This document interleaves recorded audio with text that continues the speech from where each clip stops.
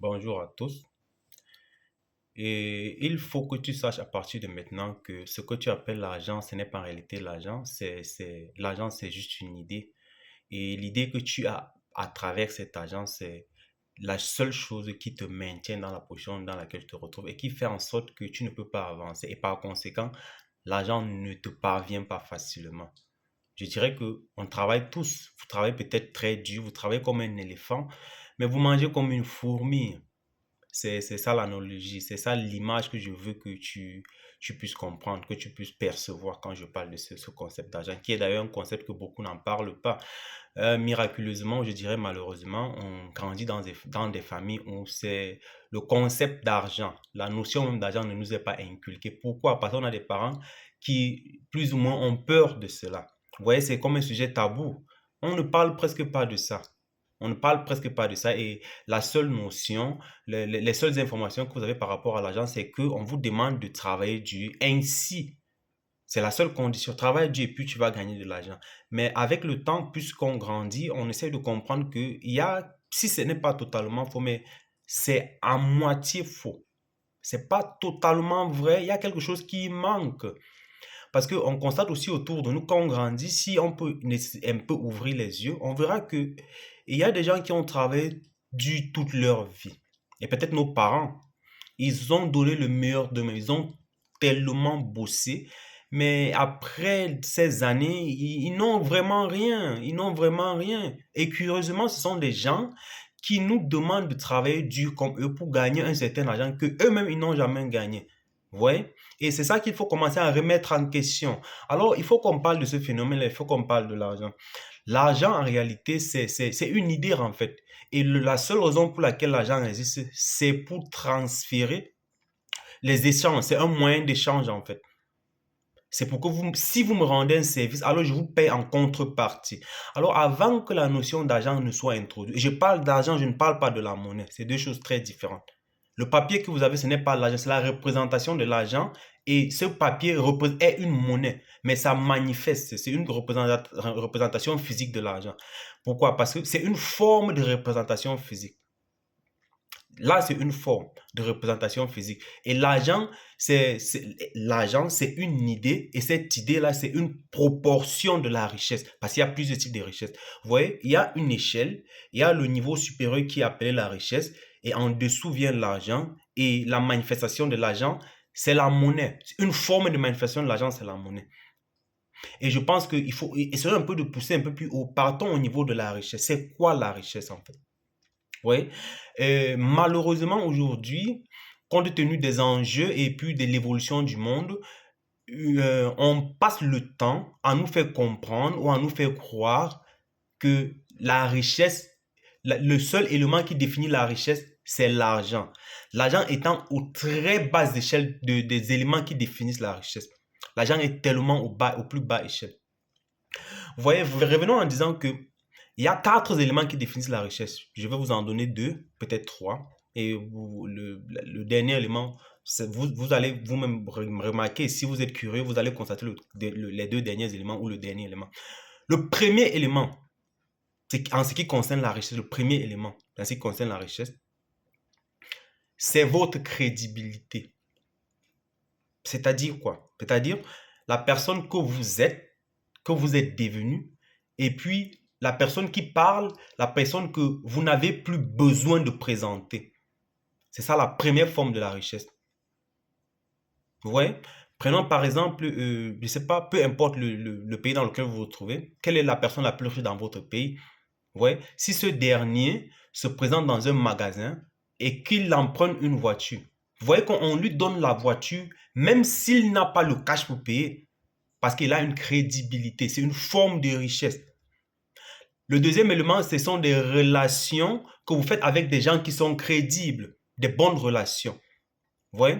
Si vous n'avez pas d'argent et que vous rentrez dans un magasin pour acheter une voiture et que vous portez avec vous une note d'une personne connue ou d'une personne crédible et que ce dernier, sur cette note, ou bien que vous arrivez dans un magasin, vous appelez la personne qui vous a envoyé, qui est quelqu'un connu, qui a de la crédibilité, appelle le magasin et puis il dit, ok, donnez telle voiture à ce monsieur. Vous voyez que vous n'êtes pas crédible, mais parce que quelqu'un, vous connaissez quelqu'un, vous avez la crédibilité de quelqu'un pour vous approprier le bien.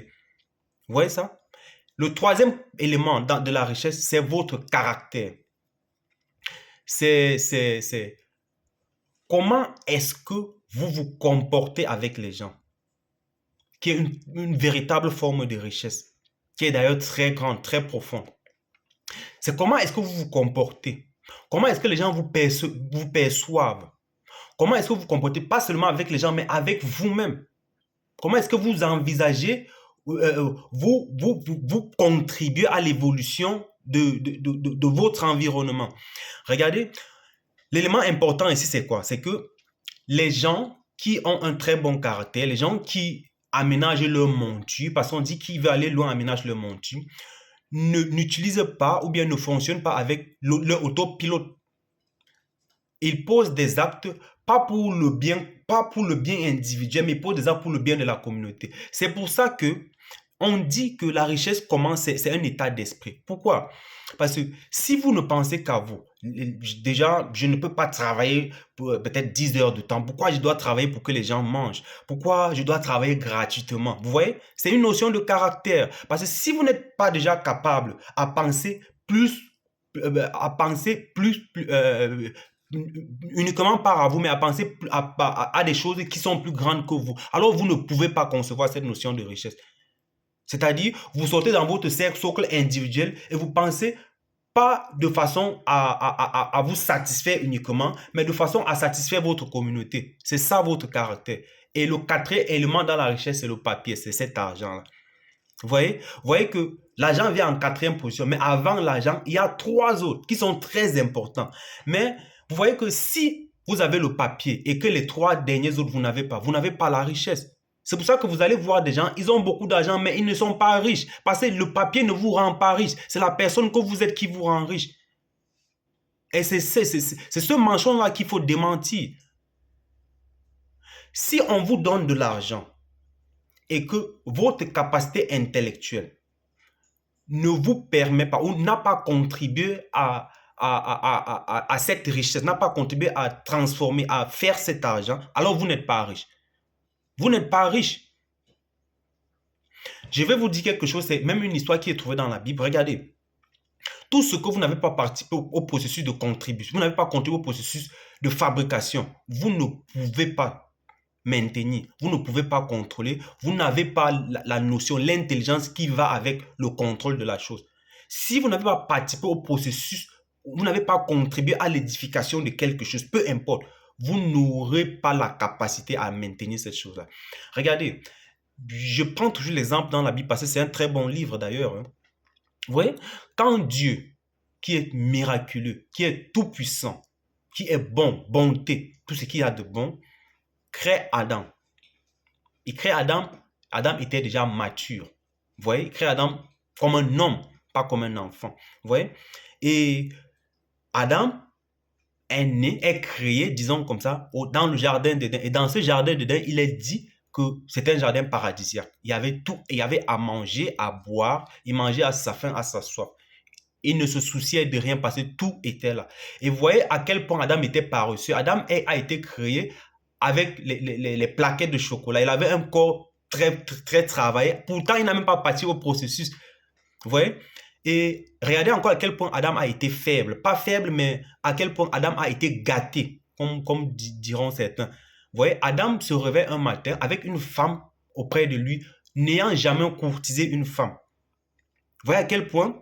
Et il est obligé de ne pas respecter les commandements qui lui ont été offerts par Dieu. Pourquoi? Parce qu'il ne sait pas ce qu'il faut. Il ne connaît pas la douleur ou bien le travail que Dieu a mis sur pied pour qu'il ait ce qu'il voit aujourd'hui. Il n'a pas contribué au processus de formation. C'est pour ça qu'il ne peut pas maintenir le résultat. Vous voyez? Dieu qui est grand, miséricorde, bon, crée un homme et l'homme désobéit à Dieu. Mais pourtant, Dieu est grand, miséricorde, bon. Mais comment est-ce que l'homme que Dieu a créé puisse désobéir à Dieu? Tout ce que vous n'avez pas participé au processus de formation, de création, je répète, vous ne pouvez pas maintenir le résultat. Vous voyez? C'est pour ça que quand ils désobéissent à Dieu, Dieu les jette du jardin. Et puis Dieu dit, j'enverrai encore un homme, mais cette fois-ci, j'enverrai encore quelqu'un, mais cette fois-ci, pas comme un homme, mais comme un enfant. Vous voyez? Et il ne va pas naître, ou bien il ne naîtra pas dans un paradis, mais il va naître dans une mangeoire. Vous voyez? Il va apprendre au fur et à mesure jusqu'à ce qu'il devienne un homme. Il va traverser ce processus jusqu'à ce qu'il devienne un homme. Et une fois qu'il devient un homme, il connaîtra parce qu'il a traversé les expériences. Vous comprenez? Alors si Dieu, le Tout-Puissant, appelez Dieu comme vous voulez, hein, si Dieu, le Tout-Puissant, peut changer de stratégie, combien de fois nous les hommes, on ne doit pas chercher les choses faciles, les choses. Dieu a pris 6 jours pour créer le ciel et la terre. Mais nous, on a cette fausse conception de la richesse. On veut devenir riche en 2 jours. Si on vous donne 10 millions, 20 millions, 50 millions, tant que vous n'avez pas participé, tant que vous n'avez pas la capacité à comprendre, vous ne pouvez pas maintenir. C'est comme si on vous jette d'un parachute et on vous dit à 10 000 pieds, activez, on vous jette d'un avion, on vous dit à 10 000 pieds, activez votre parachute. Tant que vous n'arrivez pas à 10 000 pieds, vous voyez, vous ne pouvez pas activer votre parachute. Mais le parachute ne peut pas s'auto-activer automatiquement. C'est comme ça. Si vous êtes quelqu'un qui a la capacité, qui peut gérer 50 millions, vous voyez, ça veut dire que vous avez la notion de 50 millions. Et on vous donne 100 millions. Tant que vous allez bousiller les 100 millions jusqu'à ce que ça arrive à 50 millions, et puis il y aura une sorte d'éveil automatique. Si vous êtes quelqu'un qui a la capacité à gérer 100 000 francs, on vous donne 1 million. Je vous rassure que vous allez bousiller les 1 million jusqu'à ce que ça atteigne 100 000. Et c'est comme si le voile va être enlevé de votre visage. Pourquoi? Parce que les 100 000 ou les 50 millions, c'est ce que vous êtes intérieurement. C'est votre capacité intérieure. C'est ce que vous pouvez pour le moment. C'est la valeur que vous avez la capacité à contrôler pour le moment. Vous pouvez grandir, hein, mais c'est ça que vous êtes pour le moment. Vous allez voir des gens, ils vont gagner. Et exactement, ces choses-là, je me demande pourquoi on n'ouvre pas les yeux autour de nous.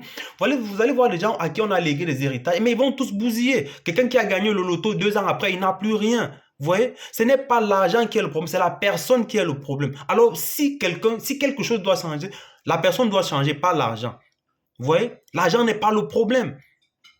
Vous voyez, si quelque chose doit changer, c'est nous, c'est pas l'argent.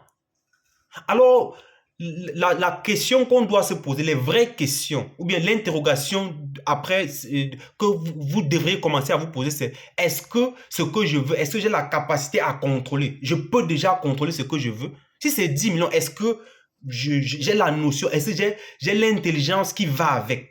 Est-ce que j'ai ce qu'il faut pour contrôler ce que je veux? Si c'est la vie que tu veux, est-ce que j'ai ce qu'il faut pour avoir la vie que je veux?